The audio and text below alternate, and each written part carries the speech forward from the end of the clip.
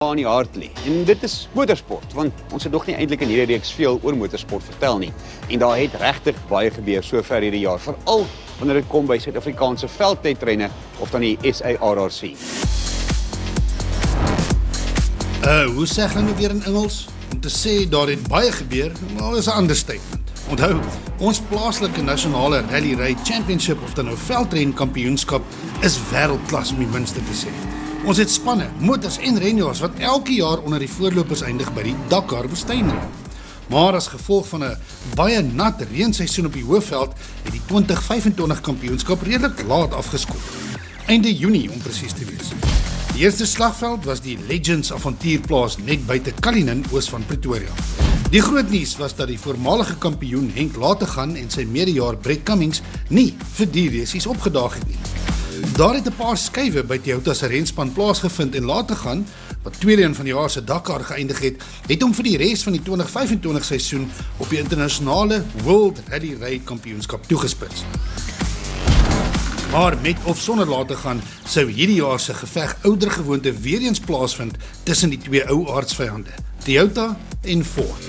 Maar daar was nog 'n verdere verwikkeling.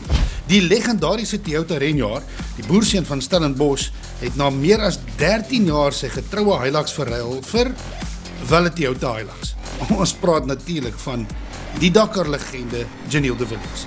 Die Dakar-legende het homself by die private team Hilux span van die Blighnout broers van Witbank aangesluit, Forsie en Bertus, wat beteken dat die 2025 tafel gedek was vir 'n fight tussen Toyota se fabriekspan, die private team Hilux span, die fabriekspan van Ford en nog 'n stringjaars, soos die jongman Jaden Els in sy Redline Riva. Die stowwerige mielielande op die grens tussen Gauteng en Mpumalanga het 'n strawwe uitdaging gebied, maar die Ford van voormalige SA-kampioen Gareth Woolrich was die een wat die geleentheid met beide hande aangegryp het. Woolrich het die eerste stryd in die 2025 oorlog gewen, gevolg deur die Toyota fabriekspan se jongeling Saud Variawa, met Villiers kort op sake in die derde plek. Van Cullinan en Bronkhorstspruit se stof was dit oor die Vaalrivier tot in die Vrystaatse dorp van Parys, wat beide rondes 2 en 3 sou huisves, en dit alles op een naweek. Een naweek, 2 volwaardige wedrenne en hoope kampioenskapspunte om voor te beklei. En die slag kon Toyota die bordjies vang, deur eers oor die wenstreep te jaag tydens die Vrydag se wedren, wat bekend gestaan het as die Parys 400. Die man agter die stuur was die Nataller, Guy Bottrell. Die verskil tussen hom en Forsie Blighnout in die tweede plek is skamele 4 sekondes. En die ou man, sorry Giniel, maar hy was derde. Die volgende dag kon hy dit weer doen. En weer eens was die ou man, sorry Giniel, onder die voorlopers. Trouwens, hy was die voorloper met so wat 100 km om te gaan, maar in 'n ander mededinger se stof het hy 'n fout begaan en sy Hilux beskadig. Die slag was Variawa die wen, die eerste oorwinning van sy kort loopbaan, gevolg deur Woolrich en Bottrell.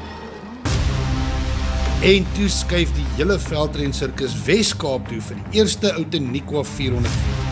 Soos die naam aandui, die wedren plaasgevind in die skouspelagtige area tussen die Outeniqua en Kamanassiberge in die Landkloof, by die Louwyn landgoed, min of meer halfpad tussen Oudtshoorn en Uniondale.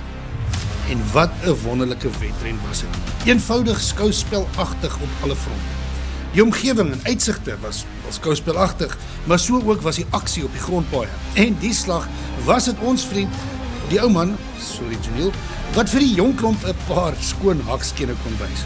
Woolrich en sy Ford was tweede, en nou, met net 2 wedrenne om te gaan, is dit steeds die jongeling Variawa wat voorloop op die punte leer. Woolrich en die ou man, sorry Giniel, is kort op sy hak.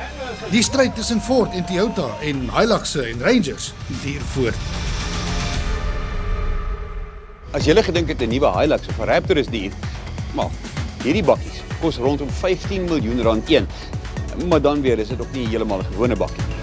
Maar